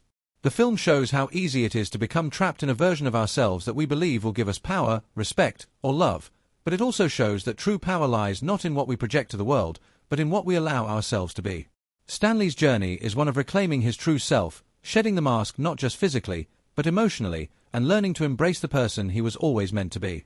It's a reminder that freedom comes not from becoming someone else, but from accepting who we truly are, flaws, fears, and all. This deeper layer of meaning is what elevates The Mask beyond its outrageous humor and visual spectacle. It's a film about the masks we wear in life, and about the courage it takes to take them off. When it comes to The Mask, the true magic behind the film wasn't just the innovative special effects or the vibrant costumes, it was the chemistry between the cast and the way that energy translated into unforgettable moments on screen. From the moment Jim Carrey was cast as Stanley Ipkiss, it was clear that his performance would be the heartbeat of the film. Known for his dynamic comedic style and physical prowess, Carrey had a unique ability to turn the seemingly simple character of Stanley into a whirlwind of contradictions, making him both a lovable underdog and a force of comedic chaos. His performance as the Mask was equally bold and exaggerated, drawing from the animated influences that inspired the film and making the Mask a character that audiences wouldn't soon forget. Carrey's magnetic presence on screen was undeniable, but the true success of the film came from the way he interacted with the other members of the cast, particularly Cameron Diaz and Peter Riegert, who both brought their own charm and depth to their roles. Diaz, in her first major film role, portrayed Tina Carlisle with a mix of vulnerability and strength. At the time of filming, Diaz was relatively unknown in Hollywood, yet she brought a grounded, authentic quality to Tina that played off Carrey's more outlandish character. Tina is not just a damsel in distress, she is a woman trapped in a dangerous relationship and yearning for a way out, making her more than just a romantic interest. Diaz's chemistry with Carrey was palpable, with the two forming a comedic balance that brought warmth and authenticity to their scenes together. The way Carrey and Diaz interacted, especially in the more intimate moments, was a key element in making their relationship feel real, despite the absurdity of the world they inhabited. Carrey's improvisational genius and Diaz's steady, relatable energy created a dynamic that audiences were drawn to, allowing Tina to stand out as more than just the love interest, but as someone who played a crucial role in Stanley's transformation. Peter Riegert, who played the character of Charlie Shoemaker, Stanley's best friend, was another vital piece of the puzzle. Riegert's portrayal of the sensible, somewhat skeptical Charlie provided a contrast to Carrey's over-the-top antics. Charlie's dry humor and grounded perspective helped balance the movie's more exaggerated moments, while also offering a sounding board for Stanley's confusion and his gradual realization of what the mask represents. The friendship between Charlie and Stanley brought a human element to the film, allowing the audience to connect emotionally with Stanley's journey. Riegert's performance was essential in grounding the film's more whimsical aspects, and his chemistry with Carrey was both humorous and heartfelt, especially when Charlie tried to bring Stanley back to reality. While the core cast was crucial in bringing the story to life, the crew behind the scenes worked tirelessly to create the world that supported these characters. Chuck Russell, the director, was known for his ability to blend dark humor with visual spectacle, and this was evident in his work on The Mask. Russell's vision for the film was to create a balance between the zany, cartoonish world of The Mask and the grounded, relatable aspects of Stanley's life.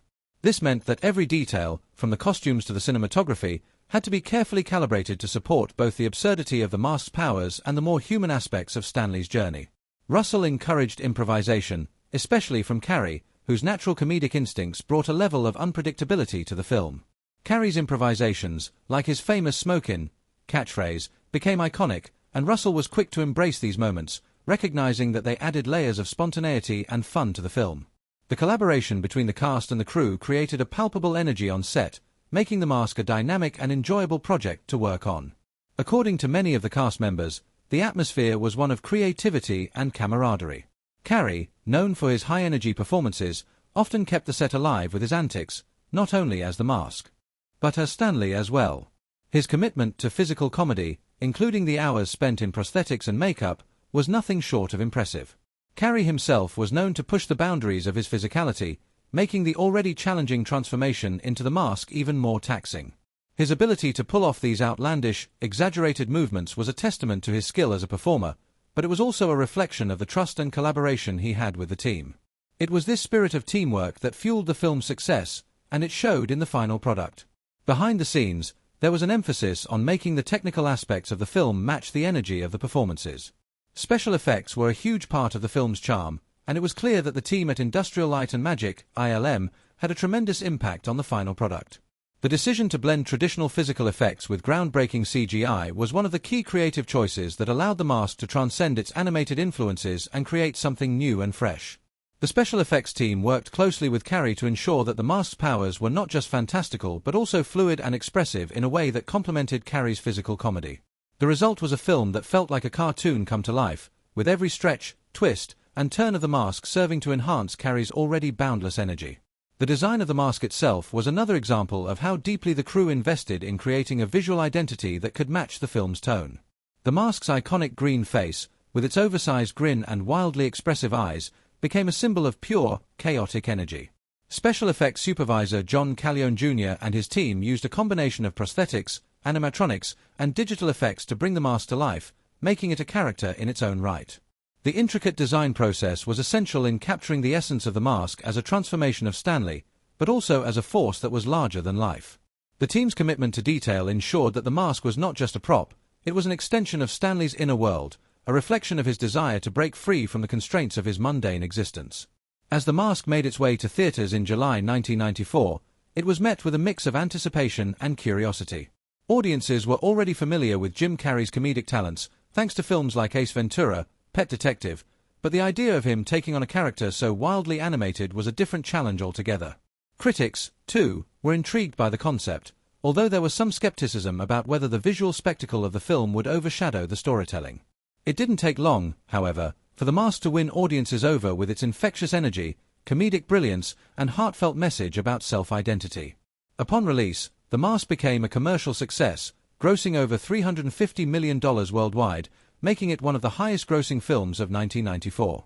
It was clear that Carrey's performance had struck a chord with moviegoers, with many praising his ability to inhabit the role of the mask with boundless energy and a sense of whimsy that seemed to leap off the screen. Carrey's combination of slapstick physical comedy and sharp wit was exactly what the film needed to balance its outlandish premise with relatable human emotion. His performance was not just a spectacle, it was a journey, one that allowed audiences to see both the absurdity of his character and the vulnerability hidden beneath. Critical reception was mixed, with some praising the film for its boldness and inventiveness, while others felt that the special effects and humor sometimes overshadowed the narrative. Nonetheless, The Mask quickly became a cult classic, gaining a devoted following over the years. It was the kind of film that audiences could watch over and over again, appreciating the layers of humor, physical comedy, and visual effects each time.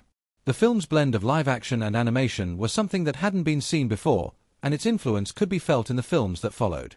In the years since its release, The Mask has maintained its status as a beloved comedy, thanks in no small part to the performances of its cast and the creative vision of its director. The bond between Carrey, Diaz, and Riegert, along with the technical prowess of the crew, made The Mask a film that has stood the test of time. While the visual effects and physical comedy are what initially captured audiences' attention, it is the heart of the film, the themes of identity, transformation, and self-expression that have allowed it to remain relevant. The creative journey behind The Mask was one of collaboration, innovation, and, above all, an unwavering commitment to bringing the bizarre, colorful world of The Mask to life.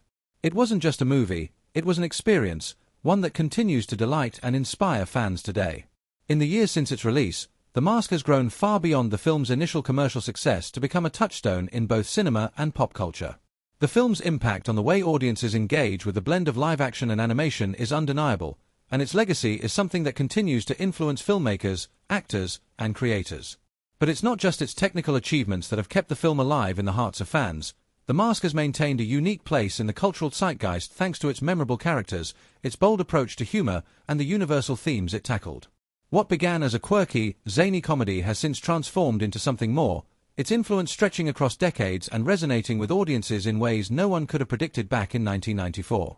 At its core, The Mask was a revolution in how filmmakers approached the fusion of animation and live action. While films like Roger Rabbit had already introduced audiences to the potential of mixing cartoon characters with real-world environments, The Mask took this concept and elevated it to an entirely new level. The film's groundbreaking use of visual effects, particularly the seamless integration of Jim Carrey's live-action performance with animated elements, set a new standard for how the two could coexist. The sheer inventiveness behind the film's special effects, where Carrey's physicality meshed with the cartoonish transformations of The Mask, became a template for the way animated characters could be rendered in a live-action setting. In the years that followed, films like Space Jam and Who Framed Roger Rabbit had to compete with what The Mask had set in motion, and more recent films like Looney Tunes, Back in Action or the Alvin and the Chipmunk series owe a debt of gratitude to the creative groundwork laid by this film. The marriage of animation and live action wasn't just a technical feat, it was a new avenue for creative storytelling, one that allowed for the kind of limitless imagination that The Mask so perfectly embodied. But The Mask's legacy extends far beyond the realm of technical achievement. Its influence on comedy and the broader pop culture landscape is evident in the way it pushed boundaries with its humor. Jim Carrey's performance was unlike anything that audiences had seen before, a hyperactive, cartoonish blend of slapstick and wit that became a signature of the actor's style. His larger-than-life energy, infused with zany physicality and clever verbal quips, set a new bar for comedic performances in Hollywood. Carrey's portrayal of the Mask wasn't just a role, it was a revolution in the way comedy could be performed, and it was one that audiences embraced immediately. His comedic timing, ability to bend his body into shapes no human should, and the way he could break the fourth wall with ease gave rise to a new era of comedic performances that inspired other actors to embrace similar, over-the-top styles. This opened the door for performers like Adam Sandler, Robin Williams, and Mike Myers to push the envelope with their own eccentric, energetic roles in films throughout the 90s and beyond. It wasn't just Carrey's performance that left a lasting impact, but the character of the Mask itself. The image of the green-faced, grinning persona became instantly iconic. It didn't take long for the catchphrases, expressions, and over-the-top antics of the Mask to permeate the culture. "Smokin'" became a mantra, a battle cry of unleashed energy that echoed through popular culture. Even people who had never seen the film could recognize the signature grin, the wild expressions, and the outlandish behavior. The character became more than just a comedic icon, he became a symbol of liberation, of breaking free from the mundane and embracing one's wildest, most authentic self. In a way, the Mask was a hero for anyone who had ever felt restricted by the norms of everyday life, someone who defied convention and lived out his wildest fantasies without fear of judgment. The character became a lens through which viewers could explore their own desires for freedom and self-expression, no matter how outrageous or exaggerated. The cultural footprint of the Mask expanded with time, crossing boundaries and expanding into new forms of media. The film's popularity didn't just remain confined to the silver screen. It spread into television, comic books, merchandise, and even video games. The success of the film eventually led to a spin-off animated TV series that ran for 3 seasons, allowing the film's wild imagination and characters to continue their adventure in a more family-friendly, episodic format. The animated series kept the spirit of the Mask alive for a new generation, introducing the zany antics of the character to children who had never seen the film itself. With a more accessible, toned-down version of the original film's humor, the animated show became its own cult hit, further cementing the Mask's status as a pop culture touchstone. There was also the matter of the film's music. The soundtrack, featuring a blend of upbeat pop and rock tracks, became a major part of the film's identity. Songs like Fly Me to the Moon and Rock Around the Clock were used to create the larger-than-life atmosphere that perfectly complemented the character's antics. The soundtrack gave the Mask a distinct energy that was contagious, and its influence lingered long after the film had left theaters. The music was integral to the mood, helping to underline the film's themes of freedom, chaos, and self-expression. In some ways, the soundtrack itself became an extension of the Mask's identity, as iconic as the character himself. The film's critical success didn't hurt its staying power either. The Mask was a financial success upon release, grossing more than $350 million globally. This box office success ensured that The Mask became a cultural fixture in the 90s, but the film also resonated with critics. While some criticized its over-the-top antics, many praised the sheer inventiveness of its premise, the vibrancy of its visuals, and Carrey's remarkable ability to bring a cartoon character to life. The film's balance of slapstick, animation, and heart, along with its more nuanced themes about identity, freedom, and transformation, gave it a surprising depth that set it apart from other comedies of the era. As time passed, the film's influence continued to be felt in pop culture. It became the subject of countless references in TV shows, movies, and stand-up comedy routines, with comedians and filmmakers alike paying tribute to the character and his catchphrases. The green mask itself became an enduring symbol of outrageousness and transformation, a visual shorthand for someone stepping out of their comfort zone and embracing their wild side. The impact on fashion was also notable, with the neon colors and zany clothing styles of the Mask making their way into popular trends, particularly among younger audiences. The influence of the film was also felt in the video game industry, where its iconic character and visual style were used in a number of games, allowing fans to experience the wild, chaotic world of the Mask from the comfort of their own homes. But perhaps the greatest testament to the film's legacy is how it has remained a part of the cultural conversation long after its release. Whether through memes, nostalgic references, or the continued reverence of Jim Carrey's performance, The Mask remains a part of the fabric of pop culture. It is a film that continues to capture the imagination of new generations, offering an escape into a world where anything is possible and where the only limits are the ones you impose on yourself. In a world that can often feel stifling, The Mask serves as a reminder that there is freedom in letting go, in embracing the chaos, and in becoming the person you were always meant to be, even if that person is a green-faced, cartoonish, larger-than-life hero. The legacy of The Mask is woven into the very fabric of how we view comedy, animation, and identity. It broke boundaries in cinema, gave rise to iconic characters, and inspired entire generations of filmmakers and fans alike. What began as a wild, irreverent comedy has become a cultural institution, its influence still felt today in the worlds of film, television, and beyond. In the end, The Mask isn't just a story about a man who discovers a magical mask, it's a celebration of the power of transformation, the importance of self-expression, and the unshakable belief that even in the most chaotic, wild moments, there is joy to be found. When The Mask first hit the screens in 1994, it quickly became clear that the magic behind the film was more than just its special effects or its groundbreaking animation. A big part of its success lay in the undeniable chemistry between the cast members, who brought life to the vibrant characters and elevated the story to a level that resonated deeply with audiences. From Jim Carrey's wild energy to Cameron Diaz's grounded presence, the cast's dynamic was integral to making The Mask an unforgettable cinematic experience. Jim Carrey, already known for his over-the-top comedic style, was a natural fit for the role of Stanley, the mild-mannered banker who transforms into the zany and unpredictable mask when he dons a magical artifact. Carrey's performance was larger than life, bursting with physical comedy and slapstick humor. But it was his nuanced approach to Stanley that truly brought depth to the character. Carrey's ability to show Stanley's vulnerability, his deep desire to break free from his mundane life, was what made his transformation into the Mask so compelling. What made Carrey's performance even more captivating, however, was the way he interacted with the rest of the cast, especially Cameron Diaz, whose role as Tina Carlisle was both grounded and dynamic in its own way. Diaz, in her first major film role, brought a sense of authenticity to the film that helped balance Carrey's more outlandish antics. While Carrey was known for his unrestrained physicality, Diaz's portrayal of Tina was more understated but no less impactful. Tina was more than just a love interest. She was a woman trapped in a dangerous situation, seeking a way to escape. Diaz's chemistry with Carrey created a believable emotional connection between their characters, which was vital to the film's success. It wasn't just the romance between Stanley and Tina that captured the audience's attention, it was the way their personalities meshed, creating a relationship that was funny, sweet, and full of heart. Diaz's ability to hold her own against Carrey's wild energy showed her strength as an actor, and their dynamic became one of the most memorable aspects of the film. Peter Riegert, playing Charlie Shoemaker, Stanley's best friend, was another key player in the ensemble. Charlie was the sensible, often skeptical foil to Stanley's eccentricities, providing a grounded counterbalance to the over-the-top antics of the Mask. Riegert brought a dry, comedic flair to the role, and his interactions with Carrey created a delightful contrast that only enhanced the humor of the film. Charlie's role was essential in offering both emotional support to Stanley and a bit of comic relief to lighten the more intense moments of the film. Riegert's performance was subtle but effective, helping to anchor the film in its more relatable moments. Behind the scenes, the atmosphere on set was one of collaboration and creative experimentation. Director Chuck Russell was known for his ability to let his actors improvise, and this allowed Jim Carrey, in particular, to fully embrace the freedom that The Mask offered.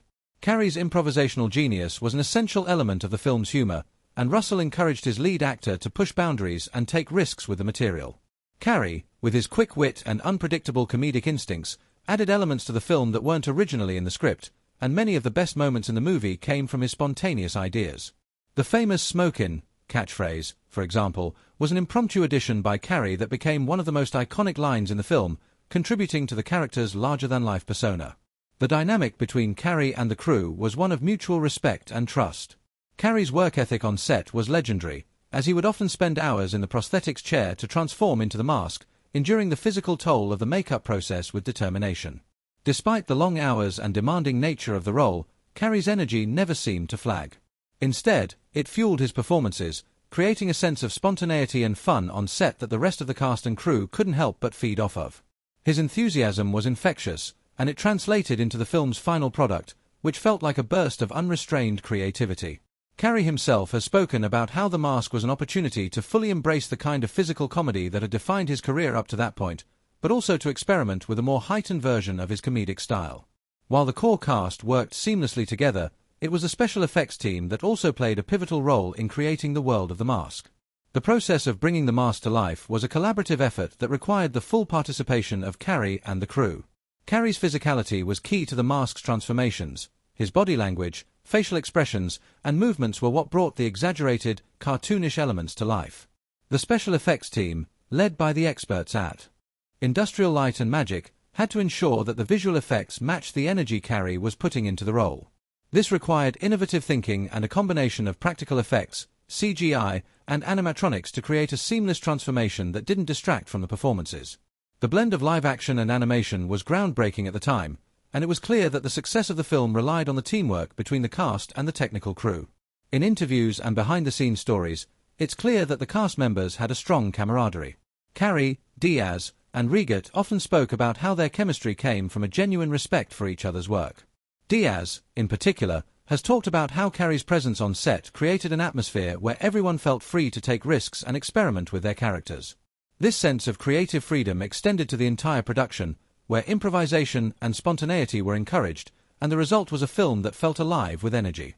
Carrey himself admitted that he found the role of the mask to be a liberating experience, allowing him to fully embrace the kind of zaniness he had long been known for, but with the added depth of Stanley's internal struggle. The collaboration between the cast, crew, and special effects team turned what could have been a standard comedy into something far more memorable. As The Mask made its way into theaters, audiences quickly responded with excitement. The film was an instant hit, and it wasn't just because of Carrey's performance, although it was undoubtedly his comedic brilliance that drew people in. The audience's reaction was overwhelmingly positive, particularly when it came to Carrey's portrayal of the mask. The combination of his slapstick humor, cartoonish antics, and occasional moments of pathos struck a chord with viewers. They loved watching Stanley's transformation into the mask, not just because of the outrageous behavior but because Carrey managed to inject the character with a kind of manic energy that made him both endearing and hilarious.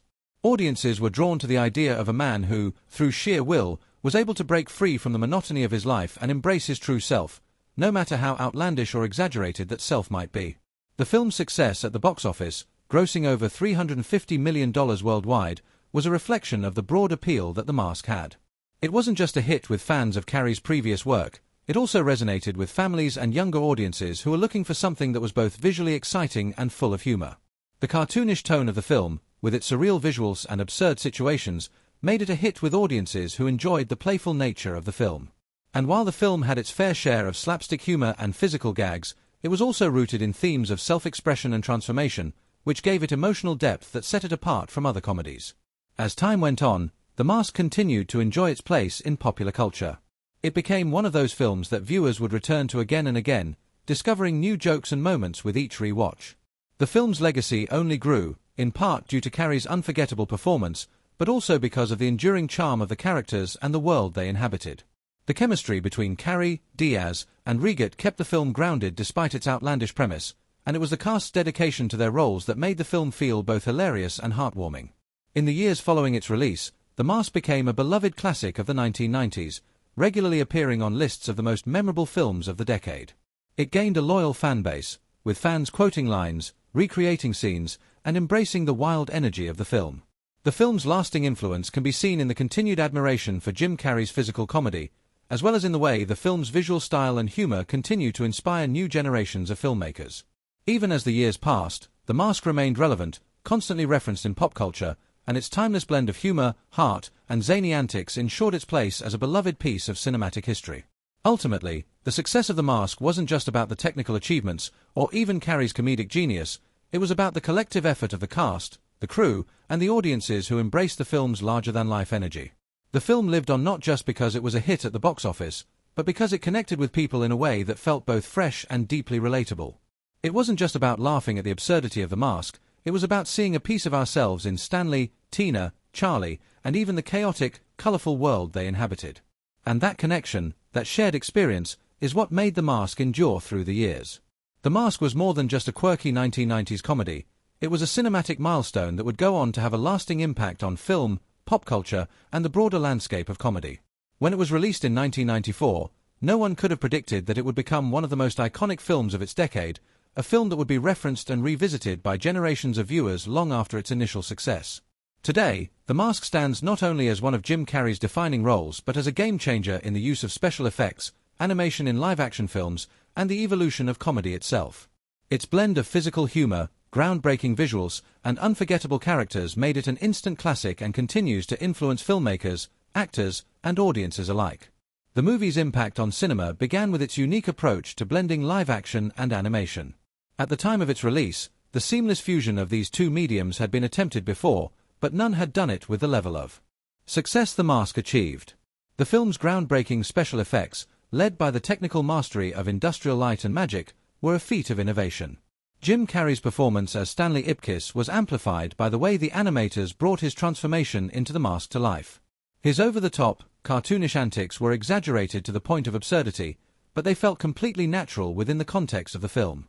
The smooth integration of animated facial expressions and physical transformations with Carrey's live-action performance created a vibrant world where reality and imagination collided. The success of The Mask set a new precedent for how animated characters could exist in live-action films, paving the way for future classics like Space Jam, Looney Tunes, Back in Action, and even modern films like Who Framed Roger Rabbit and the Alvin and the Chipmunk series. The technical achievements of The Mask were not just innovative for their time, they reshaped how filmmakers thought about storytelling, animation, and the possibilities of blending the real with the fantastical. But the film's influence wasn't limited to its visual effects. It redefined the possibilities of physical comedy and slapstick humor. Jim Carrey's performance as the Mask was a masterclass in physicality. His elastic expressions, manic energy, and fearless commitment to absurdity made him a true trailblazer in the realm of visual comedy. It wasn't just about the jokes or the gags, it was about the way Carrey used his body to communicate the wild, unpredictable nature of his character. The exaggerated mannerisms, the rapid-fire delivery, and the rapid transformations between Stanley and the Mask showcased Carrey's ability to make the fantastical feel grounded in reality. His performance was both a tribute to the great slapstick comics of the past, like Buster Keaton and Charlie Chaplin, and a modern evolution of that style. It was a performance that would inspire future comedians to push the boundaries of physical humor and set a new standard for what could be achieved through the body in comedy. The film's success helped elevate Jim Carrey to a new level of stardom, marking the beginning of a career that would include even more iconic films in the years to come. The Mask was not only a box office hit, grossing over $350 million worldwide, but it also solidified Carrey's status as one of Hollywood's most bankable stars. His larger-than-life comedic sensibility became synonymous with The Mask, and it was difficult for audiences to separate the character from the man himself. Carrey would go on to further showcase his versatility in films like Ace Ventura, Pet Detective and Dumb and Dumber, but it was The Mask that was the turning point, the film that made his name synonymous with zany, off-the-wall humor. In this sense, the movie was not only a career-defining moment for Carrey but also a cultural touchstone that would influence how the public viewed his comedic style. The Mask also helped shape the landscape of 1990s comedy, which was dominated by the rise of new, bold, and unorthodox comedic voices. Carrey's manic energy was a harbinger of the kind of offbeat, larger-than-life performances that would come to define 90s comedy. But The Mask wasn't just a slapstick comedy, it was also an exploration of themes that resonated deeply with audiences. At its heart, The Mask was about transformation and self-expression, a theme that spoke to the desire for freedom and reinvention that defined the era. Stanley's transformation into the Mask wasn't just about becoming a cartoonish, wild figure, it was about shedding the constraints of his normal life, embracing his inner desires, and finding his own voice. This theme of breaking free from societal expectations resonated with viewers, particularly in the context of the 1990s, a decade defined by cultural shifts and a growing desire for individuality. This thematic depth was part of the reason The Mask remained relevant long after its initial release. It wasn't just the humor that kept audiences coming back, it was the underlying message of personal liberation. Stanley's journey was one of self-discovery, a process that saw him shed his timid, repressed persona and become someone entirely new. The Mask itself became a symbol of empowerment, representing the ability to transform one's identity, to embrace the chaos, and to break free from the expectations that often limit us. The theme of transformation, both physical and emotional, would go on to become a major thread in many of Carrey's subsequent roles, and it was a theme that many viewers related to, particularly those who saw a reflection of their own desires for change in Stanley's wild, explosive alter ego. Critically, The Mask was received with enthusiasm and admiration for its inventive use of special effects and Carrey's comedic performance. While some critics questioned the film's broader appeal, others praised its boldness and the energy that Carrey brought to the role. The film also earned a number of accolades, further cementing its place in film history. The Academy Awards, while not directly recognizing The Mask for Best Picture or Actor, did honor the film with a nomination for Best Visual Effects, acknowledging the groundbreaking work that went into making the film feel as animated as it did. The nomination was a testament to the film's technical achievements, specifically in how it blended live action and animation in such a seamless and innovative way. It also helped place The Mask in the larger conversation about the future of visual effects in Hollywood. The film's commercial success and critical reception allowed it to be more than just a fleeting 90s phenomenon. It helped lay the groundwork for a genre of films that merged live action with animation, and it showed that audiences were ready for stories that pushed the boundaries of the expected and the conventional. In the years that followed, filmmakers began to experiment more with the blending of these mediums, as evidenced by movies like Space Jam, 1996, Who Framed Roger Rabbit, 1988, and more recently, The Lego Movie, 2014. The film also helped inspire the genre of superhero and comic book adaptations, as The Mask played with themes of duality, transformation, and exaggerated personas, ideas that would go on to shape films about larger-than-life characters, from the X-Men series to Deadpool. In many ways, the legacy of The Mask can be seen in these later films, which balance humor, action, and a sense of personal identity exploration. More than just a film, The Mask became a cultural phenomenon, inspiring a slew of merchandise, including action figures, comic books, video games, and even a cartoon series. The character of The Mask, with his unmistakable green face, over-the-top antics, and catchphrases like "smokin'," became ingrained in the pop culture of the 1990s. The film's impact on the decade was undeniable. It was a film that not only achieved box office success but also became a staple of 90s nostalgia. Its place in popular culture was solidified by references in other films, television shows, and music videos, ensuring that it remained in the public consciousness for years to come. Today, The Mask endures as a beloved classic, a film that has found new life through streaming services, home video releases, and the continued affection of fans who grew up watching it. Its legacy extends beyond just its technical achievements or its commercial success. It's a film that continues to inspire and entertain, offering both a comedic escape and a heartfelt exploration of personal transformation.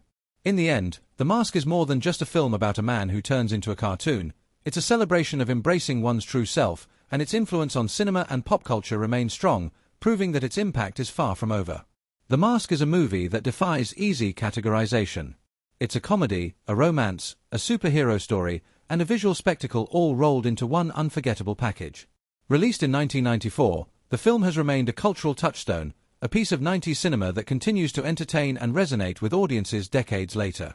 From its wildly imaginative special effects to its breakthrough performance by Jim Carrey, the movie redefined what audiences could expect from a comedy and left a lasting imprint on the genre, pop culture, and the world of filmmaking. Whether you're a long-time fan who grew up with it or a first-time viewer discovering it anew, The Mask offers a unique and timeless experience that stays with you long after the credits roll. At its core, The Mask is about transformation, both literal and metaphorical. Stanley Ipkiss, a mild-mannered banker, is transformed into the zany, larger-than-life Mask after discovering a mysterious artifact. But this transformation isn't just about the over-the-top antics and cartoonish visuals. It's about breaking free from the limitations of everyday life and embracing one's true potential. The Mask represents freedom, the unfiltered expression of who Stanley really is beneath the surface. This theme of self-liberation is one that resonates with people of all ages, whether it's the desire to let go of societal expectations or simply the wish to escape the humdrum of daily life. Jim Carrey's performance as Stanley Ipkiss is the beating heart of the film. His energy is boundless, his physicality unmatched, and his ability to seamlessly switch between the timid Stanley and the explosive Mask is nothing short of a masterclass in comedic performance. Carrey's wild antics as the Mask, his exaggerated expressions, slapstick humor, and impromptu catchphrases like "smokin'" have become synonymous with the character. Yet, it's the moments of vulnerability he brings to Stanley that give the film its emotional depth. Stanley's yearning for something more, his desire to be noticed and loved, adds layers to the character that elevate the film beyond simple slapstick comedy. Cameron Diaz, in her first major film role, holds her own alongside Carrey, bringing a sense of grounded strength to Tina Carlisle, the film's love interest. Their chemistry is undeniable, and while Carrey's antics are wild and chaotic, Diaz's Tina is grounded, smart, and emotionally real. She's more than just a love interest. She's a woman with agency, someone who isn't just swept along by the chaos but actively engages with it. Her relationship with Stanley provides the heart of the story, offering moments of tenderness amidst the over-the-top antics. The supporting cast, including Peter Riegert as Charlie Shoemaker, Stanley's best friend, adds depth and humor to the film. Charlie is the voice of reason, providing the audience with a relatable counterpoint to Stanley's increasingly absurd behavior. Riegert's performance brings a touch of dry humor to the film, perfectly balancing out Carrey's more eccentric moments. These supporting characters are integral to the film's success, each playing their part in creating a world where the improbable becomes possible. Of course, the film's visual style cannot be overlooked. The Mask was a pioneer in blending live action with animation, setting a new standard for how special effects could be used to enhance a narrative. The way Carrey's face and movements were exaggerated in sync with the animation was revolutionary at the time, creating a dynamic that had never been seen before. The groundbreaking work of industrial light and magic brought the cartoonish elements of the Mask to life in a way that felt fresh and exciting. The film's vibrant, almost psychedelic aesthetic, with its bold colors and surreal visual effects, added to the sense that the movie was a fantastical escape from reality, a wild ride where anything could happen. But The Mask was more than just its visuals and its lead actor. It was about the spirit of creativity and fun that infused every aspect of the film. The directors, writers, and special effects team all worked together to create a film that was unapologetically over the top, yet deeply rooted in universal themes of personal growth and self-expression. The film was a risk, a unique blend of cartoonish humor, romantic comedy, and superhero action that could have easily fallen flat. But instead, it became a trailblazer, breaking new ground in terms of visual effects, performance, and narrative structure. It wasn't just a movie, it was a statement about what films could be. Audiences responded enthusiastically, propelling The Mask to box office success and ensuring its place in pop culture history. The film's visual style, memorable performances, and unforgettable lines made it a film that people would continue to reference and revisit for years to come. From the instantly recognizable green face of The Mask to Carrey's maniacal grin and cartoonish antics, the film became a defining part of the 1990s cinematic landscape. It didn't just capture the energy of the decade, it helped shape it. The Mask's impact didn't stop with its initial release. Over time, it became a cult classic, with fans returning to it for its humor, its heart, and its sheer creativity. The film's blend of animation and live action was revolutionary at the time and has since been echoed in numerous other films. But The Mask stands apart because of the way it combined that visual innovation with genuine emotional resonance. It's not just a film about a man who wears a magical mask and becomes a cartoon. It's a film about finding the courage to embrace who you really are and to live without fear of judgment or consequence. Stanley's journey is one of self-discovery, and his transformation is both literal and metaphorical. By the end of the film, Stanley has found his voice, learned to break free from his self-imposed limitations, and embraced his true identity. Looking back at The Mask today, it's easy to see why the film has endured. It's more than just a nostalgic piece of 90s cinema. It's a film that still resonates with audiences, one that continues to inspire new generations of filmmakers and comedians. The performance of Jim Carrey, the groundbreaking special effects, and the film's deeper themes of self-expression and transformation all combine to make The Mask an unforgettable cinematic experience. Its influence can still be seen in the films of today, from the over-the-top comedy stylings of Carrey's later works to the continued use of animated and live-action blends in contemporary cinema. As we reflect on the lasting legacy of The Mask, it's clear that the film's place in cinematic history is well earned. It's a film that not only captured the spirit of its time but transcended it, offering a mix of humor, heart, and spectacle that still holds up today. The unforgettable performances, innovative visuals, and timeless themes all contribute to its enduring appeal. The Mask is a film that will continue to be loved by audiences, quoted by fans, and referenced in pop culture for generations to come. If you've never seen The Mask, now is the perfect time to experience this wild ride for yourself. And if you've seen it before, why not revisit this colorful world once again? Whether you're looking for a laugh, an adventure, or a deeper reflection on transformation and self-discovery, The Mask delivers in spades. So, grab your popcorn, sit back, and prepare for a film experience that's unlike anything you've seen before. And if you enjoyed this dive into the world of The Mask, be sure to like, comment, and subscribe for more content. There's so much more to explore, and we can't wait to bring you along on the next cinematic journey.